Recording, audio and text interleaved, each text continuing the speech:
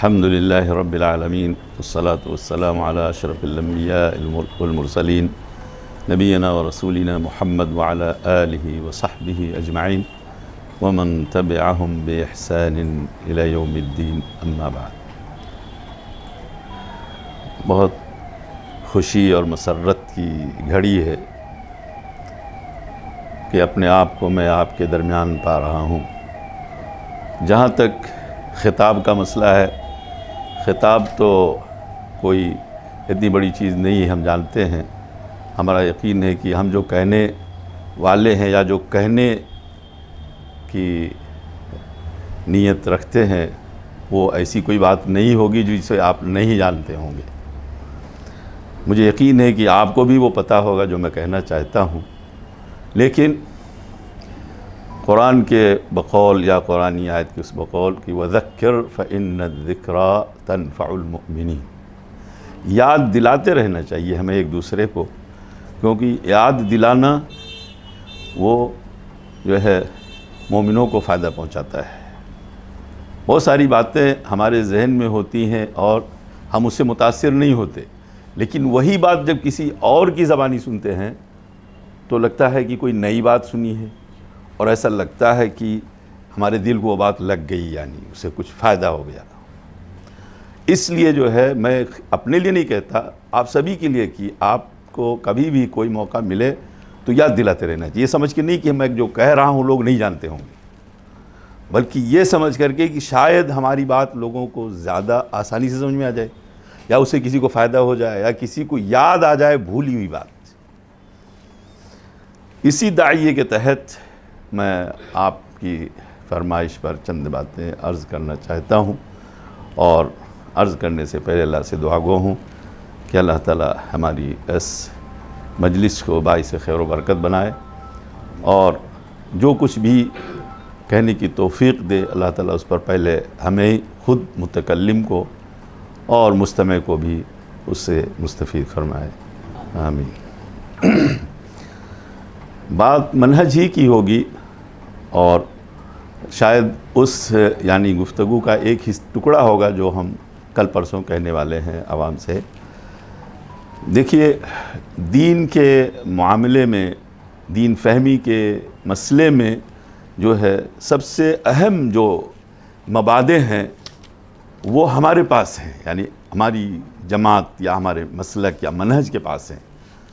دوسرے لوگوں کے پاس دین فہمی کا جو صحیح منہج ہے وہ مفقود ہے، اس لیے حق تک ان کی رسائی نہیں ہوتی ہے. بڑے یعنی صدق دل سے، بڑے خلوص نیت سے یعنی حق کو جاننا چاہتے ہیں، لیکن جیسا کہ علماء کرام نے لکھا ہے کہ کسی چیز کو سمجھنے کے لیے، کسی چیز کے حقیقت کو پہنچنے کے لیے صرف حسن قصد یعنی نیک نیتی کافی نہیں ہے، بلکہ اس کے ساتھ علم بھی ہونا چاہیے، اس کے ساتھ وہ راستہ بھی ہونا چاہیے جس راستے پہ چل کر کے ہم حقیقت تک پہنچ سکتے ہیں. اس لیے جو ہے سب سے پہلی جو چیز ہے، جو ہمارا امتیاز ہے، مطلب جو ہمارے منہج کے امتیاز ہے، وہ یہ ہے کہ ہم یہ سمجھتے ہیں، ہمارا یہ خیال ہے کہ قرآن ایک ایسی کتاب ہے جس میں اللہ تعالیٰ نے جس کے بارے میں فرمایا تبیانا لکل شیء، ہر چیز کا بیان اس میں ہے. اور قرآن خود یعنی اپنی کوئی بات ایک جگہ اجمالی طور پہ کہتا ہے، پھر آگے چل کے کچھ تفسیر کرتا ہے. تو یفسر بعضہ بعضا، جیسے کہا قرآن یفسر بعضہ بعضا، یہ پہلا مبدا ہے. اور اللہ تبارک و تعالیٰ نے قرآن کریم خود فرمایا کتاب احکمت آیاتہ ثم فصلت. ثم فصلت، فصلت کس کے ذریعے؟ فصلت وحی کے ذریعے.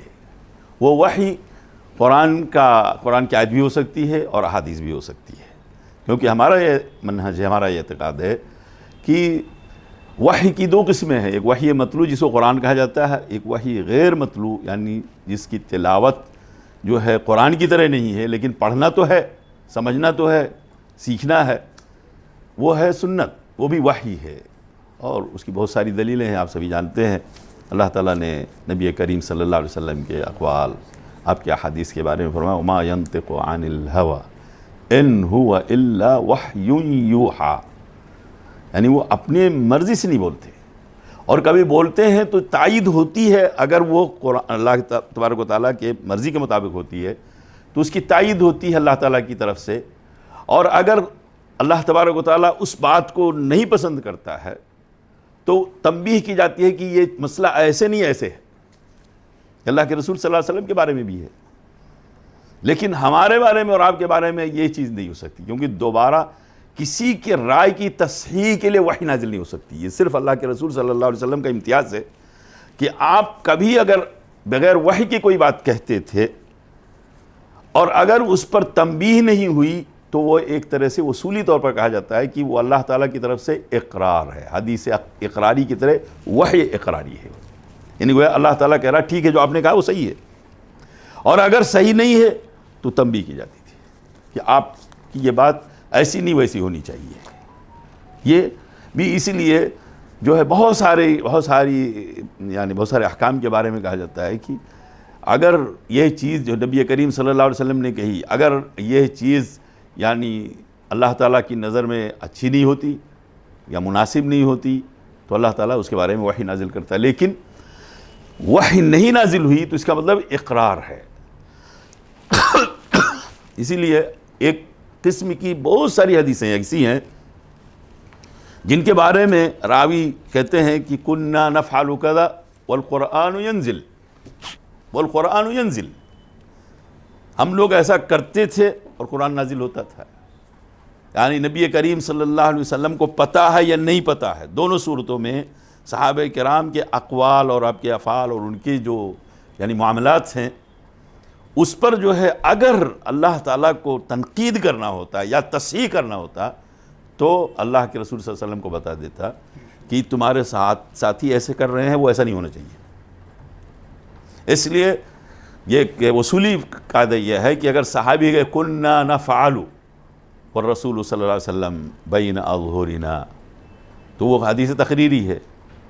اب یہ نہیں کہ وہ سنیں دیکھیں اس کے بعد نہیں، مجرد آپ کے زمانے میں صحابہ کرام نے جو کیا وہ بھی حدیث تقریری ہے، وہ بھی وحی تقریری ہے۔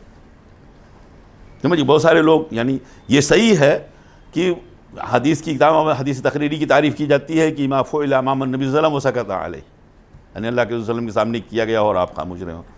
سامنے کی قید نہیں ہے، سامنے کی اصولی طور پر سامنے ہونا قید نہیں ہے، اصولی طور پر یہ ہے کہ آپ کے زمانے میں ہوا وہ کام۔ کننا نفعل، اب یہ نہیں کہا کہ امام النبی صلی اللہ علیہ وسلم فی زمن النبی صلی اللہ علیہ وسلم والقرآن ینزل۔ اگر اللہ کے رسول صلی اللہ علیہ وسلم کو پتہ نہیں ہوا تو اللہ تعالیٰ کو تو پتہ ہے کہ صحابہ کیا کر رہے ہیں، اور تشریع ابھی چل رہی ہے، شریعت ابھی بتدریج تکمیل کے مرحلے کو جا رہی ہے، اگر بیچ میں کوئی چیز غلط ہوتی تو فوراً وحی نازل ہو جاتی ہے۔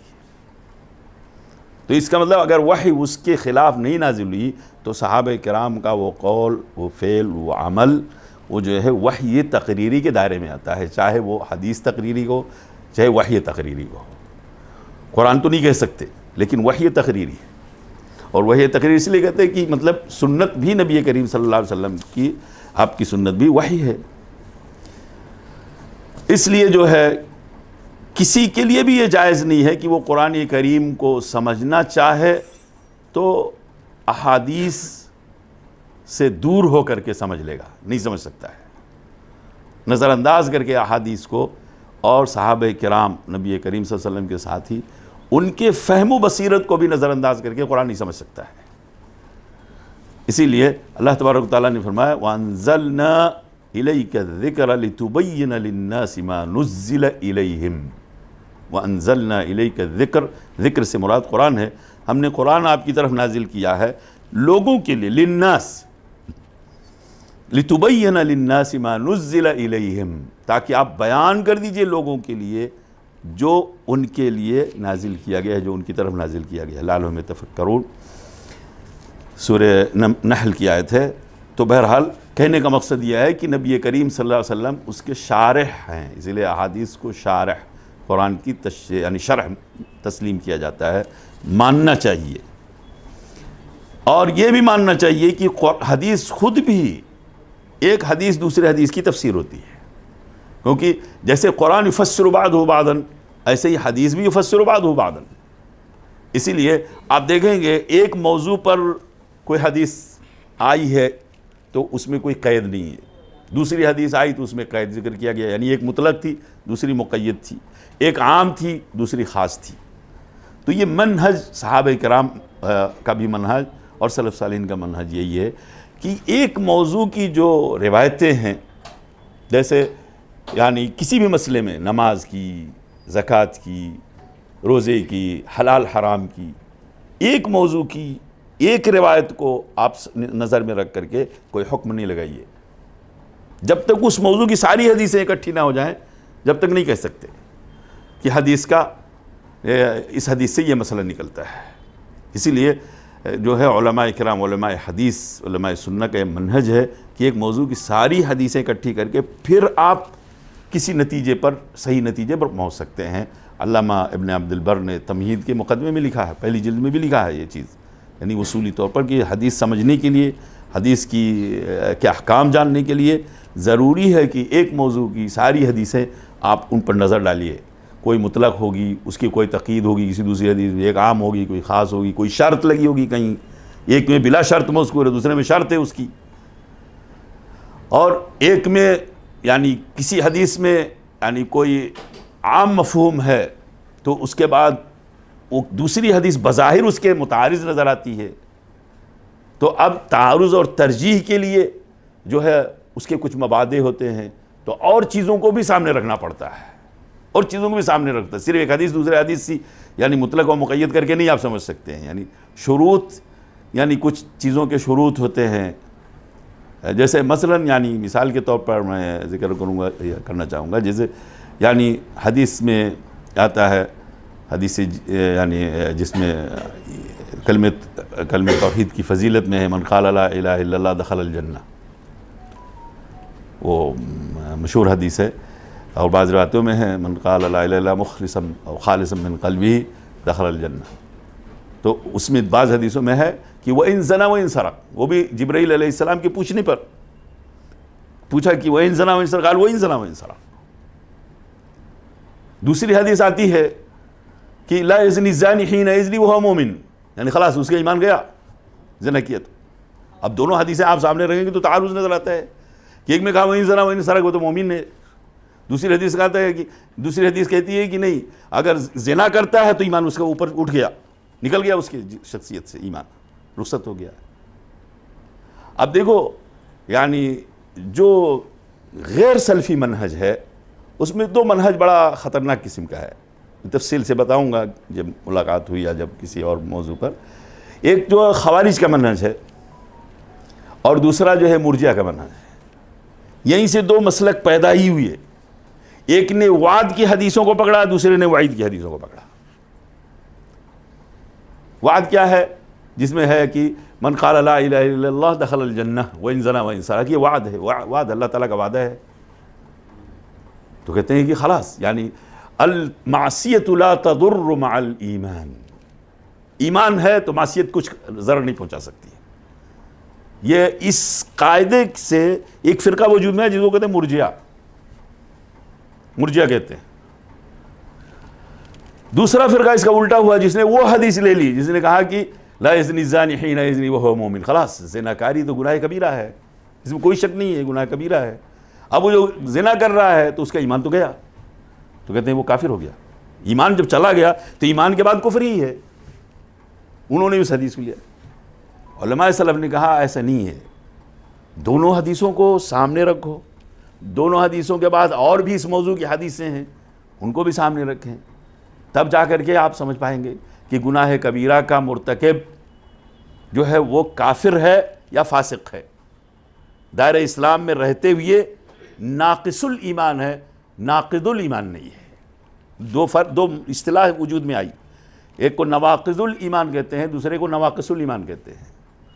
اور پھر کفر کی تقسیم کی گئی، ایمان کی جیسے تقسیم ہے حدیث میں کہ الایمان بضع و سبعون شعبہ، ایمان کی 70 سے زائد شاخیں ہیں، تو کفر کی بھی بہت ساری شاخیں ہیں، کفر کی بہت شاخیں ہیں۔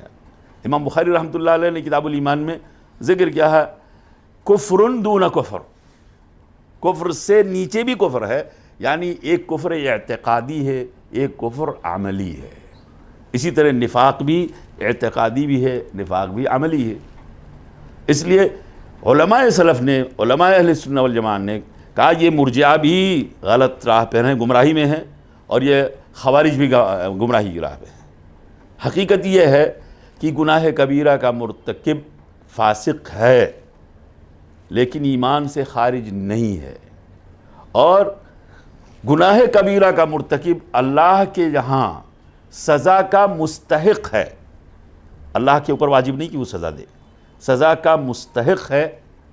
اللہ چاہے تو پوری سزا دے کر کے اس کو معاف کر سکتا ہے، یا بلا سزا دیے بھی چاہے تو معاف کر سکتا ہے، اور چاہے تو کچھ سزا دے کچھ معاف کر دے۔ سب جائز ہے اللہ تعالیٰ کے حق میں، اور سب ممکن ہے۔ یہ ہمارا اعتقاد ہے کہ سب ہو سکتا ہے، اللہ کے اوپر ہم کوئی چیز واجب نہیں کر سکتے۔ معتزلہ کا مسلک ہے کہ مجرم کو اور بری کو دونوں کو ایک صف میں نہیں کھڑا کر سکتے۔ ہاں، جیسے دنیا میں ایک مجرم ہے تو اور ایک بری انسان ہے، دونوں کو ایک ساتھ نہیں کھڑا کر سکتے۔ مجرم کو بری کر کے جو ہے وہ بری نہیں بنا سکتے، بری کو بری کر کے مجرم قرار دے کر کے مجرم کے ساتھ نہیں کھڑا کر سکتے۔ تو کہا اللہ کے اوپر واجب ہے کہ وہ مجرم کو اس کے جرم کی سزا دے، ورنہ ناانصافی ہوگی۔ اس لیے ان کے یعنی جو منہج ہے، منہج کے اندر ایک اہم منہج ہے العدل۔ العدل، اللہ کے حق میں عدل واجب ہے کہتے ہیں، اور عدل کا تقاضا ہے کہ مجرم کو سزا ملے، کافر کو کفر کی سزا ملے، تو جو گناہ کبیرہ کیا اس کو گناہ کبیرہ کی سزا ملے، لیکن معافی نہیں ہے ان کے یہاں۔ اب گناہ کبیرہ کرنے والا جو ہے وہ ایمان سے تو نکلا، پھر کہاں گیا؟ خوارج نے کہا کافر ہو گیا، اس کو واپس آنا ہے تو پھر سے کلمہ پڑھ کے واپس آنا پڑے گا۔ معتزلہ نے کہا نہیں، وہ کفر میں تو نہیں گیا لیکن ایمان میں بھی نہیں رہ گیا۔ منزلۃ بین المنزلتین، ایک ایسے مقام پر پہنچ گیا کہ جہاں نہ وہ کافر ہے نہ مسلم ہے۔ اگر وہ توبہ کر کے واپس آئے، صرف توبہ کرنا ہے اس کو، توبہ کر کے واپس آئے گا تو اسلام میں پھر چلائے گا۔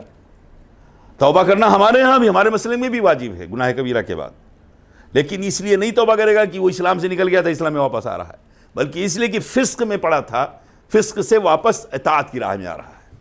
دونوں میں فرق ہے۔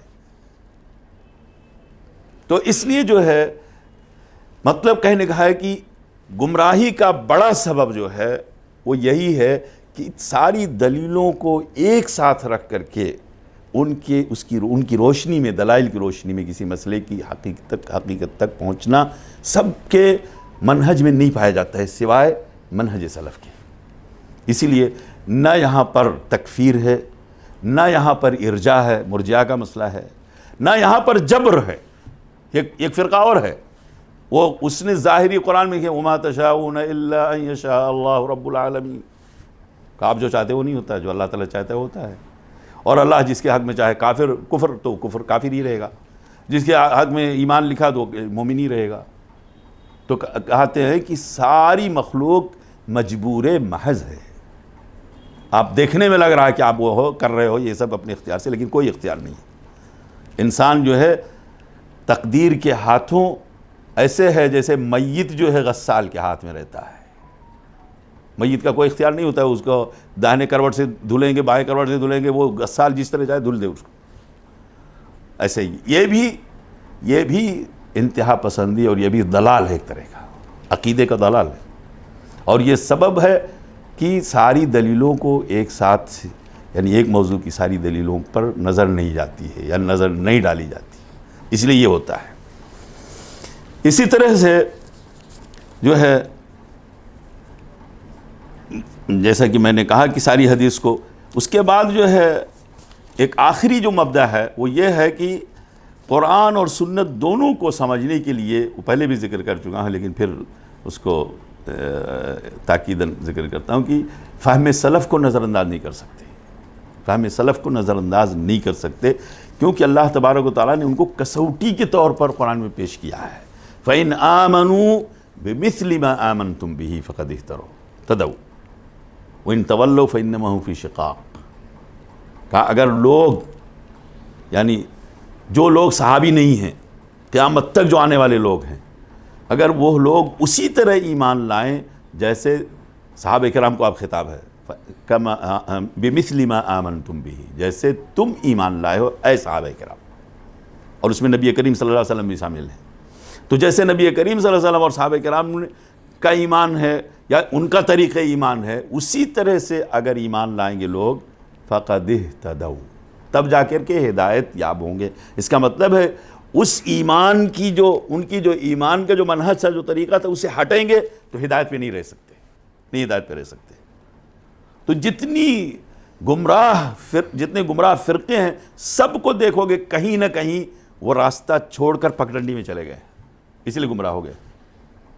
کوئی بھی فرقہ، چاہے وہ تھوڑا گمراہ ہو چاہے زیادہ گمراہ ہو، لیکن وہ کسی نہ کسی موقع پر وہ جو صراط مستقیم ہے، جو منہج ہے، جس کو شاہراہ ایمان و عمل کہا جاتا ہے، اس سے ہٹ کر پگڈنڈی میں کسی پڑ گئے، چاہے وہ تقلید کا مسئلہ ہو، چاہے وہ تصوف کا مسئلہ ہو، اور چاہے وہ ارجاء کا مسئلہ ہو، چاہے وہ جبر کا مسئلہ ہو، چاہے انکار قدر کا مسئلہ ہو۔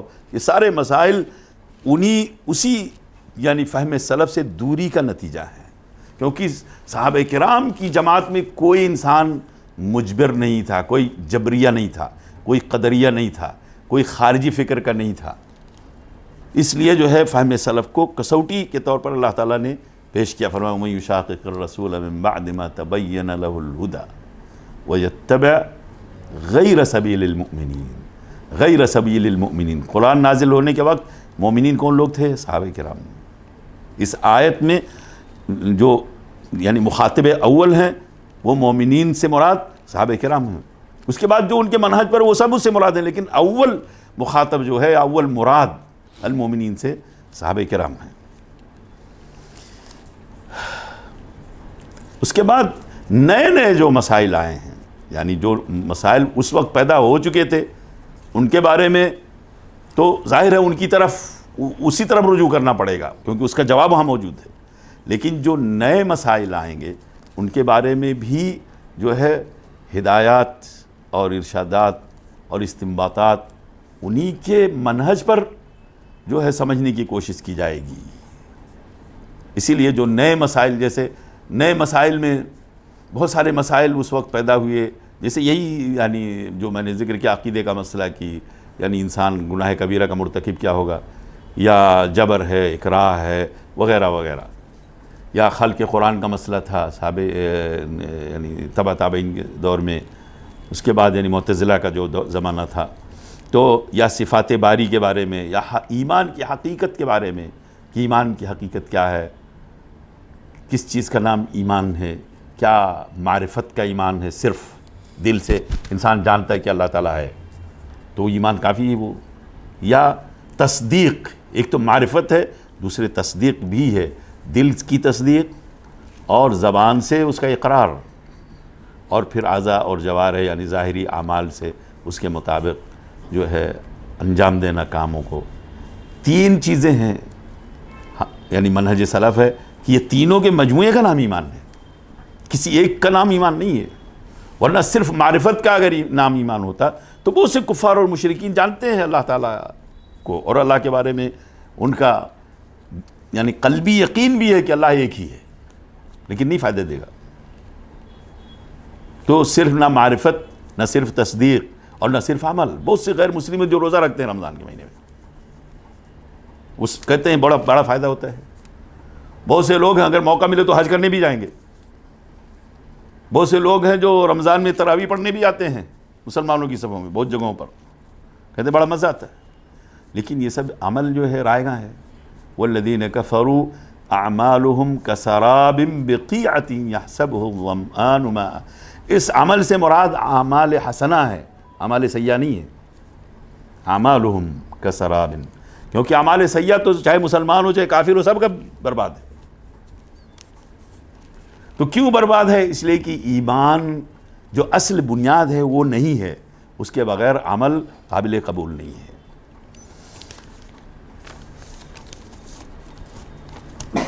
اب جو ہے یہاں پر ایک مسئلہ ہے کہ جب لوگوں نے یعنی فہم سلف کو نظر انداز کیا اور اس کے بعد جو ہے ظاہری آیات کو دلیل بنا کر کے کسی کو کافر کہا، کسی کو کہا کہ اس کے لیے عمل ضروری نہیں ہے وغیرہ وغیرہ، تو یہ ساری چیزیں جو ہے وہ قرآن کی تحریف پر ان کو آمادہ کرتی ہے، اسی لیے قرآن کی آیتوں کو تحریف کرنے لگ گئے۔ قرآن کی تفسیر آپ پڑھ کر کے دیکھو، قرآن کی تفسیر جو ہے وہ عجب عجب اس کے اندر نقطے نکالے گئے، عجب عجب نقطے نکالے جا رہے ہیں قرآن سے، اور آج تک تفسیر اس کی ہو رہی ہے۔ اور تفاسیر میں منہج سلف سے ہٹ کر کے جو تفاسیر ہیں اس کے اندر عجب جو ہے وہ گلفشانی کی گئی ہے، چاہے وہ سید قطب کی تفسیر و ظلال القرآن، چاہے زمخشری کی کتاب اس سے پہلے الکشاف ہو، اور چاہے مولانا مودودی کی تفسیر و تفہیم القرآن۔ جب سلف کے منہج کو سامنے نہیں رکھا جائے گا تو الٹا سیدھا تو کہیں ٹامک ٹوئیاں مارنا ہی پڑے گا۔ اس لیے جو ہے بہت ساری چیزیں ہیں جس کی بنیاد پر وہ جو ہے غلط راہوں پر پڑے ہوئے ہیں۔ اب یہ مسئلہ ہے کہ جو شبہات ہیں ان کو جو ہے اس زمانے میں بھی، صحابہ کرام کے زمانے میں جب شبہات سر اٹھاتے تھے تو ان کو اسی منہج کے تحت جو ہے دبایا جاتا تھا، اسی منہج کے تحت ان سے بحث کی جاتی تھی اور بحث میں ان کو شکست دی جاتی تھی۔ خوارج کا جب وجود، سب سے پہلا فرقہ جو ظاہر ہوا بطور فرقہ، علامہ ابن تیمیہ وغیرہ نے لکھا ہے کہ سب سے پہلا فتنہ امت مسلمہ کا ہے خروج، جس سے خوارج وجود میں آئے۔ یہ خروج علی الائمہ، خروج علی الدین، خروج علی منہج السلف، یہ سارے خروج جو ہیں ان سے خوارج کا جو وجود آیا، یہ دھیرے دھیرے تو وجود میں ہے، بتدریج وجود میں ہے، ورنہ ایک ساتھ نہیں۔ خوارج جو ہے وہ غزوہ یا معرکہ صفین میں حضرت علی رضی اللہ تعالیٰ عنہ کی صف سے نکل کر کے آ گئے تھے، اس کے بیج ڈالے جا چکے تھے نبی کریم صلی اللہ علیہ وسلم کے زمانے ہی میں۔ بہت سے لوگ اس فکر کے تھے اندر، لیکن ان کو جو ہے یعنی کسی نے قبول نہیں کیا تھا، بلکہ جیسے کہ آپ جانتے ہیں یعنی غزوہ حنین کے موقع پر بعض روایتوں میں ہے کہ یمن سے حضرت علی رضی اللہ تعالیٰ عنہ نے جب بہت سارا مال بھیجا تو نبی کریم صلی اللہ علیہ وسلم ان کو تقسیم کر رہے تھے صحابہ کرام کے درمیان، تو ایک شخص آیا کہنے لگا اعدل یا محمد صلی اللہ علیہ وسلم۔ ہاں، ایک روایت میں اتق اللہ یا محمد، کہ اللہ سے ڈرو، جو بانٹ رہے ہو اس میں اللہ سے ڈرو، ذرا انصاف سے کام لینا۔ تو نبی کریم صلی اللہ علیہ وسلم نے فرمایا ویحک، بعض روایتوں میں ویلک ان لم اعدل انا فمن یعدل، اگر میں ہی نہیں انصاف کروں گا تو کون انصاف کرنے والا ہے دنیا میں؟ ان لم اتقی انا فمن یتقی، اگر میں اللہ کا تقوی نہیں اختیار کروں گا تو کون ہے تقوی اختیار کرنے والا اللہ کا؟ یہ فکر آئی ذہن میں کسی کے تو نبی کریم صلی اللہ علیہ وسلم فوراً اس کو ڈانٹا، اور صحابہ کرام میں سے بعض باتیں عمر رضی اللہ تعالیٰ عنہ نے کہا دعنی اضرب عنق هذا المنافق یا رسول اللہ، کہا اللہ کے رسول آپ مجھے چھوڑ دیجئے، میں اس کی گردن اڑا دوں گا۔ کیسے اس نے جرأت کی ایسی بات کہنے کی؟ تو آپ نے کہا نہیں چھوڑو، کیونکہ مصلحت بھی جاننا ضروری ہے، اس کے پیچھے جو ہے ہو سکتا ہے فتنہ کھڑا ہوتا، اسی وقت فرقہ وجود میں آ جاتا، اسی وقت فتنے جو ہے مسلمانوں میں انتشار پیدا ہو جاتا، اس لیے آپ نے کہا نہیں چھوڑ دو۔ لیکن آپ نے اسی وقت پیشین گوئی کی تھی، کہا مجھے لگتا ہے ہاں، اور میں سمجھتا ہوں کہ اسی شخص کی فکر سے، اسی شخص کے ریڑھ سے، یا اسی شخص کی فکر کہہ لیجیے آج کے اصطلاح میں، اسی فکر سے کچھ لوگ ایسے پیدا ہوں گے جو کس صفت کے ہوں گے؟ کہا اتنے دیندار ہوں گے کہ تم ان کو دیکھو گے، ان کی دینداری کو، تو تم اپنی نمازوں، ان کے نماز کے سامنے حقیر سمجھو گے اپنی نماز، کیونکہ میری نماز کچھ بھی نہیں اس کے سامنے۔ یحقر احدکم صلاتہ مع صلاتہم،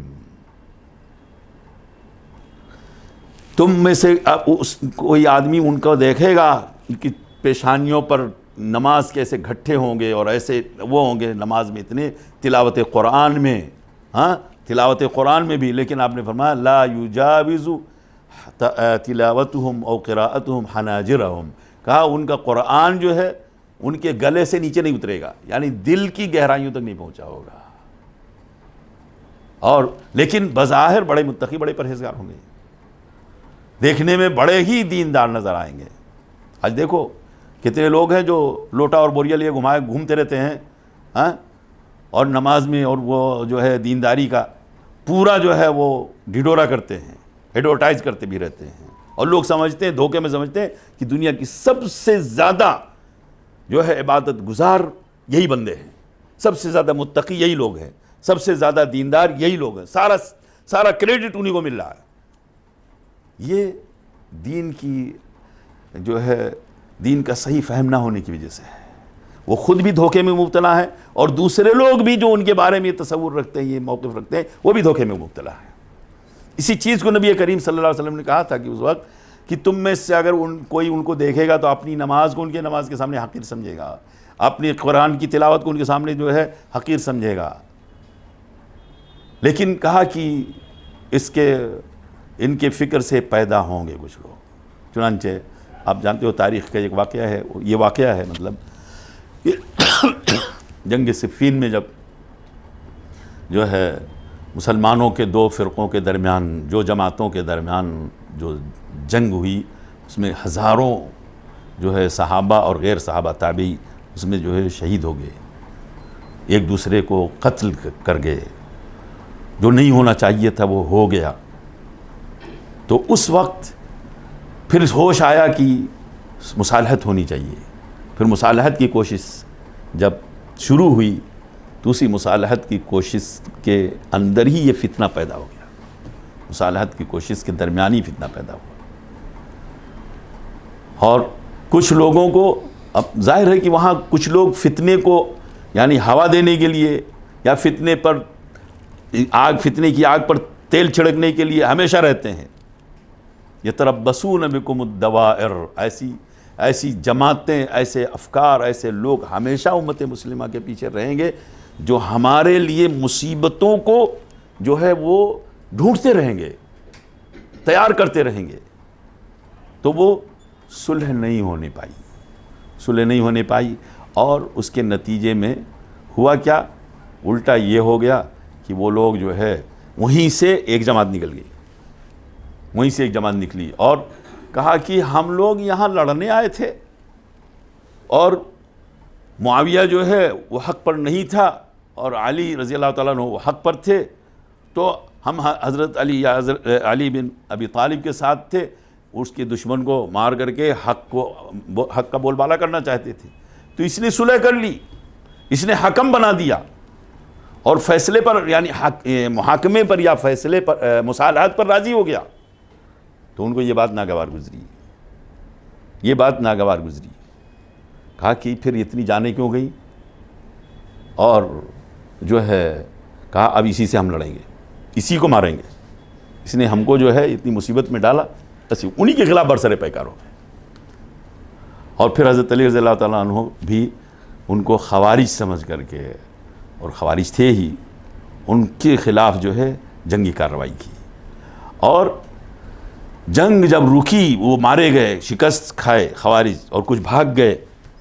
تو جب شکست ہو گئی، میدان جب ٹھنڈا ہو گیا، تو ایک آدمی کی تلاش میں نکلے جس کے بارے میں نبی کریم صلی اللہ علیہ وسلم نے اس کا وصف بیان کیا تھا کہ ایک آدمی ان میں ایسا ہوگا جس کا پستان عورت کی طرح ہوگا، جس کے جسم کے اندر ایسا نہیں، اس کا پورا حلیہ بیان کیا تھا۔ تو وہ ڈھونڈتے مل گیا اسی مقتولین میں، بہت خوش ہوئے، کہنے لگے کہ ہماری لڑائی حق پر تھی اور یہ لوگ باطل پہ تھے، اور نبی کریم صلی اللہ علیہ وسلم کی پیشین گوئی سچ ہوئی۔ وہ تفصیل آپ جا کر کے دیکھ لیجئے گا۔ پھر اس کے بعد جو ہے خوارج باقاعدہ یعنی انہوں نے تحریک چلا دی حضرت علی رضی اللہ تعالیٰ عنہ کے خلاف، اور باقاعدہ یعنی لڑائی پر آمادہ ہو گئے، اور بڑے فتنے بھی ہیں۔ تو حضرت علی رضی اللہ تعالیٰ عنہ نے اس سے پہلے یا اس کے بعد یا اسی درمیان، یعنی حضرت عبداللہ ابن عباس رضی اللہ تعالیٰ عنہ کو ان سے مناظرے کے لیے بھیجا کہ پہلے ان کی فکر کو، ان کی سوچ کو شاید یعنی تم جا کر کے سمجھاؤ تو شاید سمجھ جائیں حقیقت کیا ہے. تو ان کو بھیجا، ان کے پاس بھیجا. اور یہ واقعہ جو ہے امام خطیب بغدادی، امام بیہقی اور بہت ساری کتابوں میں موجود ہے، بہت ساری کتابوں میں یہ واقعہ موجود ہے. تو انہوں نے عبداللہ ابن عباس نے ان کو بلایا، یا ان کے سرداروں کو بلایا، ان میں جو تھے نمائندگی کر رہے تھے، ان سے کہا کہ آخر تم لوگ اللہ کے رسول صلی اللہ علیہ وسلم کے صحابہ پر اور آپ کے چچا زاد بھائی پر، یعنی علی ابن ابی طالب، ابو طالب آپ کے چچا تھے، ان کے بیٹے تھے علی، تو کہا ان کے ابن عم پر یعنی چچا زاد بھائی پر تم لوگوں نے کیا یعنی الزام لگا رکھا ہے، کیوں اس کے خلاف، ان کے خلاف تم لوگ برسر پیکار ہو؟ تو ان لوگوں کا 3 چیزیں ہیں ہمارا، 3 ہمارے اعتراض ہیں ان کے اوپر، 3 مبدا ہیں ہمارے جنگ کے. کہا کیا ہے؟ کہا ایک تو یہ ہے کہ اس نے آدمیوں کو حکم بنایا، جبکہ اللہ تعالیٰ کہتا ہے ان الحکم الا للہ، حکم تو اللہ کا چلے گا. یہ جو ہے عامر بن عاص اور دوسری طرف معاذ تھے یا ابو موسیٰ اشعری تھے، ابو موسیٰ اشعری، ابو موسیٰ اشعری تھے جی، اور ان کی طرف سے عامر بن عاص امیر معاویہ کی طرف سے رضی اللہ عنہم اجمعین. تو کہا اس نے مردوں کو، ان لوگوں کو حکم بنا دیا. اللہ تعالیٰ کہتا ہے ان الحکم الا للہ. کہا ٹھیک ہے. دوسری کیا چیز تھی؟ کہا جنگ ہوئی اور جنگ میں امیر معاویہ کی فوج کو شکست ملی، تو اس نے ان کو قیدی نہیں بنایا. ان کے جو ہتھیار اٹھانے والے لوگ تھے، جنگجو جو تھے، ان کو قیدی نہیں بنایا، اور ان کی عورتوں کو لونڈی نہیں بنایا. یعنی وہ اسلامی جہاد جب ہوگا تو یہ دونوں چیزیں ہوتی ہیں، جو مرد ہیں وہ قیدی ہوتے ہیں، عورتیں جو لونڈی بنتی ہیں. تو کہا اور کیا اعتراض ہے؟ کہا اور دوسرا اعتراض یہ ہے کہ جب مصالحت ہو رہی تھی تو مصالحت میں جب لکھا جا رہا تھا تو اس نے کہا کہ لکھا گیا خلیفۃ المؤمنین یا امیر المومنین خلیفۃ المسلمین علی بن ابی طالب. تو دوسری طرف سے یہ ہوا کہ ابھی ہم نے آپ کو خلیفہ نہیں تسلیم کیا ہے، تو آپ خلیفہ مت لکھے، علی بن ابی طالب خالی لکھے. تو کہا ٹھیک ہے یہ لکھ لو. تو کہا اس نے کیوں اپنے نام کے ساتھ خلیفہ کیوں ہٹا دیا؟ اس کا مطلب ہے کہ وہ لڑائی غلط کر رہا تھا. اس کا مطلب اپنے آپ کو خلیفہ نہیں تسلیم کر رہا ہے، خود نہیں تسلیم کر رہا ہے. تو حضرت عبداللہ بن عباس نے کہا اچھا اگر میں قرآن سے ثابت کروں کہ یہ تینوں تمہارے جو اعتراضات ہیں غلط ہیں، اور تینوں اعتراضات کا جواب دے دوں تو تم توبہ کر لو گے؟ ہاں ٹھیک ہے، شرط لگا لی. تو اس کے بعد جو ہے کہا پہلا اعتراض جو تمہارا ہے کہ لماذا حکم الرجال، اللہ سبحانہ وتعالی یقول یعنی ان الحکم الا للہ. تو کہا دیکھو حقیقت یہ ہے کہ اللہ تبارک و تعالیٰ نے قرآن کریم میں فرمایا یا ایھا الذین آمنوا لا تقتلوا الصید وانتم حرم ومن قتلہ منکم متعمدا فجزاء مثل ما قتل من النعم یحکم بہ ذوی عدل منکم. کہا یہ قضیہ ہے کہ اگر محرم کسی جانور کو قتل کر دے، ایک خرگوش کو مار دیا، ایک ہرن کو مار دیا، تو اس کا جزیہ، اس کا فدیہ ہے. اب وہ فدیہ کتنا دینا ہے؟ اس کے مقابلے میں اسی کے مساوی جو ہے کوئی دوسرا جانور جو ہے اس کو ذبح کر کے اس کا صدقہ دینا ہے. اگر بڑا جانور ہے تو بڑا جانور، چھوٹا جانور ہے تو چھوٹا جانور. تو کہا یہ بتاؤ کہ اللہ تعالیٰ نے تحکیم یعنی حکومت کے لیے یا محاکمے کے لیے اس معاملے میں کہ چند ٹکے کا جانور جو ہے اس کو مار دیا حالت احرام میں، تو 2 آدمیوں کو حکم تسلیم کیا اللہ تعالیٰ نے. تو پوری امت کا خون بہا ہو رہا تھا، خون بہایا جا رہا تھا. اس کے لیے اگر 2 آدمیوں کو حکم بنایا گیا تو کون زیادہ اہم ہے، یہ خرگوش کے لیے یا امت کا خون روکنے کے لیے؟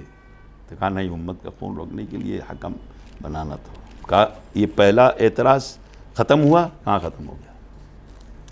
کہا دوسرا اعتراض کہ جب اس نے جنگ اور بھی مثال دی، دوسری مثال یہ دی کہ وَإِنْ خِفْتُمْ شِقَاقَ بَيْنِهِمَا فَابْعَثُوا حَكَمًا مِنْ أَهْلِهِ وَحَكَمًا مِنْ أَهْلِهَا إِنْ يُرِيدَا إِصْلَاحًا يُوَفِّقِ اللَّهُ بَيْنَهُمَا۔ کہا اگر مرد عورت کے درمیان اختلاف ہو جائے تو دونوں کی طرف سے ایک حکم ادھر سے ایک حکم ادھر سے بلاؤ تاکہ دونوں کے درمیان اصلاح ہو جائے۔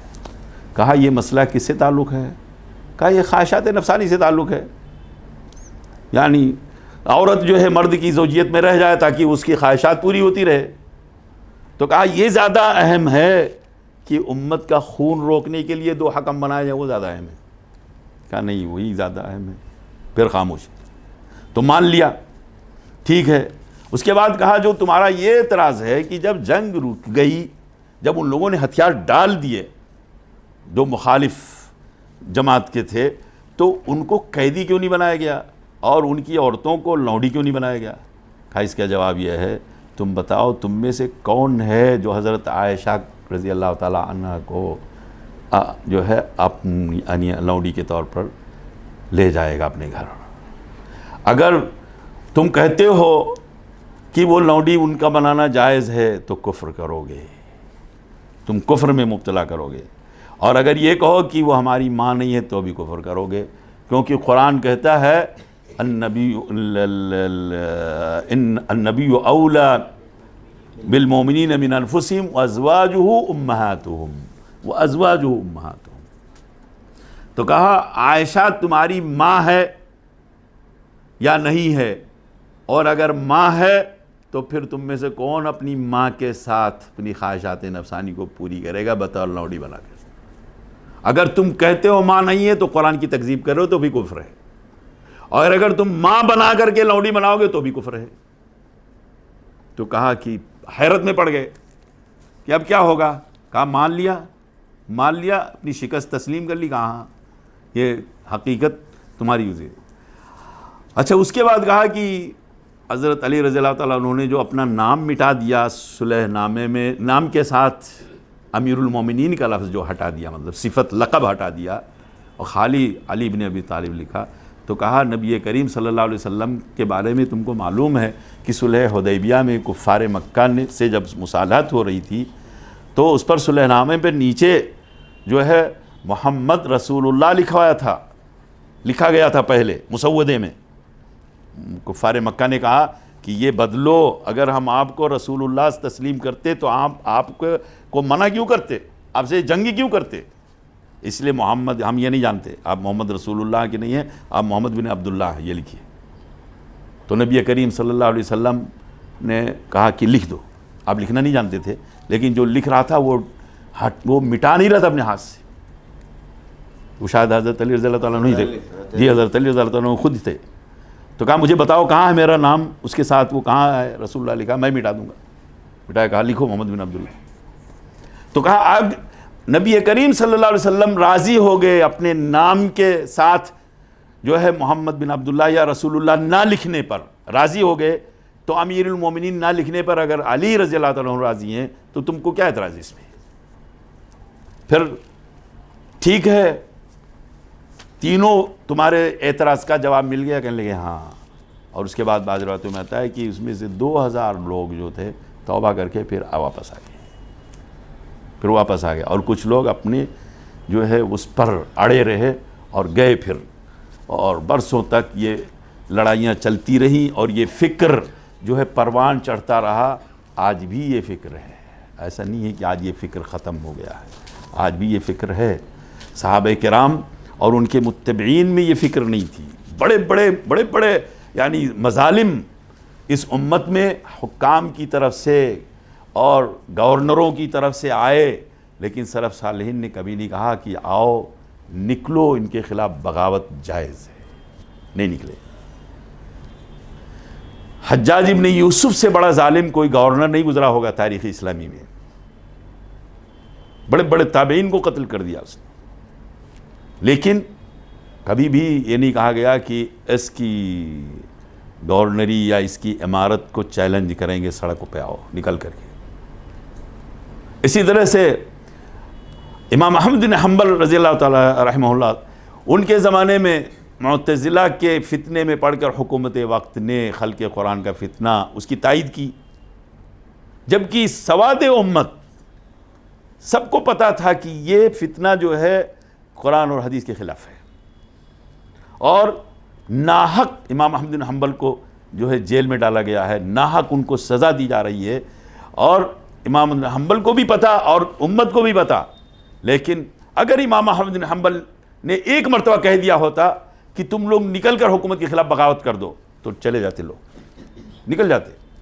لیکن یہ مسلک نہیں، یہ منہج نہیں ہے بغاوت، فتنہ ابھارنا منہج نہیں ہے، بلکہ صبر کرنا اور جو ہے اللہ تعالیٰ سے دعا کرنا کہ اللہ یہ مصیبت، یہ آفت، یہ فتنے جو ہے وہ ان کو تو ختم کر سکتا ہے تو ختم کر۔ یہ سلف کا منہج ہے، صبر فی المکرہ والمنشأ السمع والطاعہ۔ نبی کریم صلی اللہ علیہ وسلم کی بہت ساری حدیثیں اس موضوع پر آپ سبھی جانتے ہیں۔ آپ نے فرمایا اوصیکم بالسمع والطاعہ، کہ فبماذا توصی یا رسول اللہ، قال اوصیکم بالسمع والطاعہ وان تأمر علیکم عبد۔ بعد میں ہے، بعض روایتوں میں حبشی ان کا، بعد میں بغیر حبشی کے، بعد میں ہے کہ نہ کٹا بھی ہوگا تو بھی اس کی اطاعت تمہیں کرنی ہے، لیکن بغاوت نہیں کرنی ہے۔ فی المکرہ والمنشط، تم ناپسند کرو یا پسند کر رہے ہو، ہر حال میں تمہارے اوپر جو مسلط ہو چکا ہے اس کے خلاف تمہیں نکلنے کا حق نہیں ہے۔ حکمت اور موعظت اور نصیحت اور خیرخواہی یہ دین ہے، اور خیرخواہی کا تقاضا وہی ہے کہ آپ بحث کرو، علمی بحث کرو، آپ مناظرے کرو، آپ جو ہے صحیح طریقے سے قرآن اور حدیث کے دلائل کی روشنی میں ان کو سمجھاؤ، جس سطح کے آپ ہیں اسی سطح پر کوشش کیجیے۔ عوام بھی اس معاملے میں بعض روایتوں میں آتا ہے، ایسے ایسے واقعات ہیں کہ عام آدمی اس نے جو ہے خوارج سے مناظرہ کیا، یہ معتزلہ سے مناظرہ کیا۔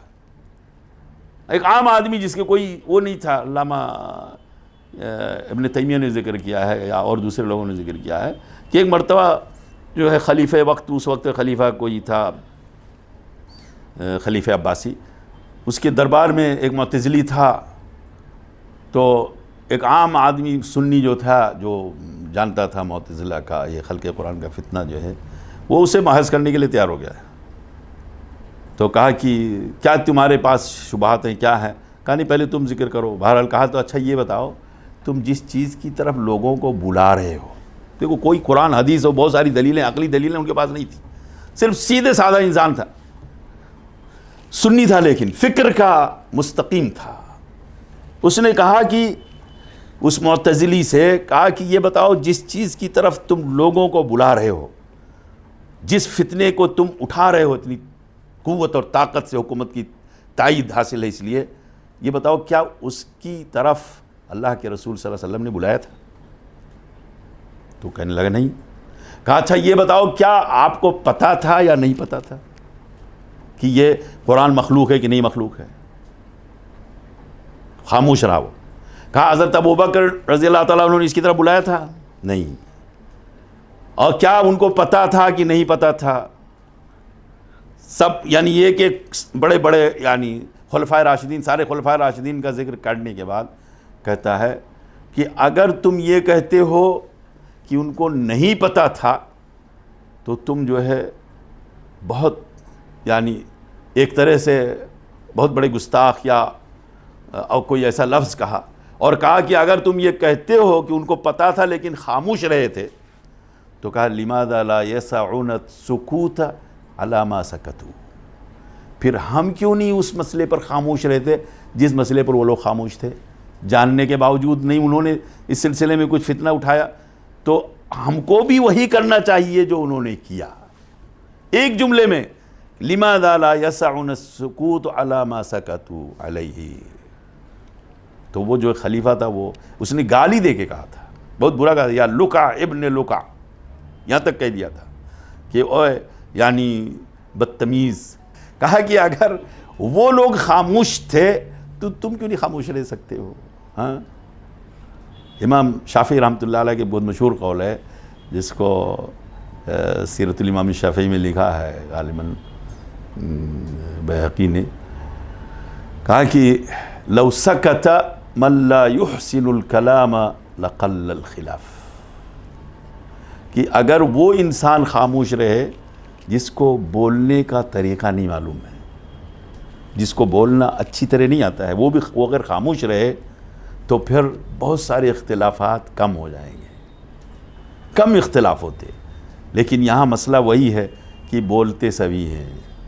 ہاں ابھی وہ جماعت کا ذکر ہو رہا تھا نا، ابھی جمعہ 8 دن بھی نہیں ہوئے نکلے ہوئے، بولتے آپ جو ہے وہ نصیحت کرو، آپ تقریر کرو. ان کو داعی بنا کر کھڑا کر دیا جاتا ہے، داعی بنا کے کھڑا کر دیا جاتا ہے. بہرحال تو مقصد یہ ہے کہ دیکھیے ہمارا منہج جو ہے علم و بصیرت پر مبنی ہے، علم و بصیرت پر مبنی ہے. اور علم جو ہے ما قال اللہ و قال الرسول، بصیرت بھی اسی کا نام ہے. اسی لیے دعوت بھی ہماری بصیرت پہ ہے. ہم تعصب کی بنیاد پر نہیں دعوت دیتے ہیں کہ ہماری جماعت کا یہ ہے، ہماری جماعت میں آؤ، یہ آؤ، وہ کرو، یہ نہیں ہے. ہم قل انما ادعو الی اللہ علی بصیرۃ انا ومن اتبعنی وسبحان اللہ وما انا من المشرکین. تو علمی بصیرت جو ہے وہ ہماری دعوت کا امتیاز ہے، ہماری دعوت کا امتیاز. اور علمی بصیرت بغیر کتاب و سنت کو سمجھے، بغیر پڑھے اور سلف صالحین کے منہج کو جانے بغیر کبھی بھی علمی بصیرت پیدا نہیں ہو سکتی ہے. اس لیے یہ اللہ کا شکر ہے، ہمیں اللہ کی اس نعمت کی قدر کرنی چاہیے کہ اللہ تعالیٰ نے ہمیں اس یعنی منہج پہ جو ہے چلنے کی توفیق عطا فرمائی. ورنہ اسی دنیا میں بہت سارے بے توفیقیے ہیں، بڑے بڑے اہل علم، بڑے بڑے عقل والے ہیں، اس دنیا میں آئے ہیں، چلے گئے، گزر گئے، لیکن منہج اور بصیرت ان کے اندر وہ نہیں ہوئی جس سے وہ منہج کو سمجھ سکتے. تو وہ بہت سارے یعنی گمراہ کن فکر اور غلط قسم کے عقائد و نظریات اس دنیا میں چھوڑ کے چلے گئے. ہاں خود بھی گمراہ ہوئے، دوسروں کے لیے بھی گمراہی کا سبب بنے ہیں، خود بھی گمراہ ہوئے. اس لیے جو ہے انسان کو بہت محتاط ہو کے رہنا چاہیے. اور جو ہے یہ ہمیشہ یاد رکھنا چاہیے کہ اللہ کے رسول صلی اللہ علیہ وسلم نے جو فرمایا ہے لا تزال طائفة من امتی ظاہرین علی الحق لا يضرهم من خذلهم. ہاں آپ نے فرمایا کہ ایک جماعت ہماری امت کی جو ہے وہ ہمیشہ حق پر رہے گی، جو ان کا ساتھ چھوڑے گی، جو ان کی مخالفت کرے گی، ان کا کچھ نقصان نہیں پہنچا سکے گی. اس لیے اس ایمان اور عقیدے کے ساتھ کہ ہم اگر حق پر ہیں تو پھر ہمارا ساتھ کوئی دے گا نہیں دے گا، ہمارا کوئی بگاڑے گا نہیں، وہ خود اپنے کو بگاڑ لے گا، اپنے بگاڑ کا سبب بنے گا. اور پھر لا تزال طائفة من امتی، امام احمد بن حنبل کا قول ہے کہ ان لم یکن ہم اہل الحدیث فما ادری من ہم، اگر وہ اہل حدیث نہیں ہیں تو مجھے نہیں پتا کہ وہ کون لوگ ہیں جو ہے حق کے نمائندہ ہوں گے. اس لیے ہمارا بھی یہ اعتقاد ہونا چاہیے کہ ان لم یکن ہؤلاء ہم اہل الحق او ظاہرین علی الحق فما ندری من اولئک ہم.